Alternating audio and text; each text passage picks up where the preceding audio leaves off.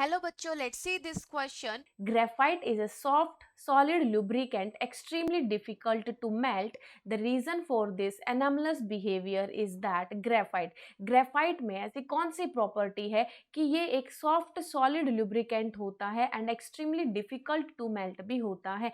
So it is an allotropic form of carbon. क्या इसलिए ये सॉलिड होता है बेटा? एलोट्रॉपिक फॉर्म तो डायमंड भी होता है बट वो तो सॉफ्ट नहीं है. So this is wrong. It is a non crystalline substance. तो क्या इस वजह से हम बोलेंगे कि it is solid and difficult to melt? No, it is not also the reason. Now C option C. It has carbon atom arranged in a large plate of ring of strongly bonded carbon atom with weak interplate bonds. Now D देखो has molecule of variable molecular masses like polymer. It is also wrong. यहाँ पर आपने graphite का structure देखा होगा बेटा, कुछ इस तरीके से होता है. कुछ इस तरीके से ग्रेफाइट का स्ट्रक्चर होता है. राइट.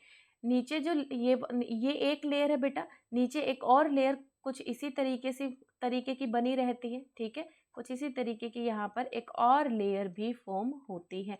तो इन लेयर्स के बीच में यहाँ पर हमारे पास फोर्सेस रहते हैं. जब ये शीट एक दूसरे के ऊपर स्लाइड करती हैं बेटा, एक दूसरे के ऊपर ये स्लाइड करते रहते हैं, जिसकी वजह से सॉफ्ट लुब्रिकेंट रहता है and it has the strong bond interaction. यहाँ पर graphite has carbon atoms arranged in large plate. इसी तरीके की बहुत सारी प्लेट, ये लॉन्ग चेन है, ये लॉन्ग चेन है, एक और नीचे लॉन्ग चेन है, इस तरीके से चेन्स बनी हुई है arranged in large plate of rings of strongly bonded carbon atom.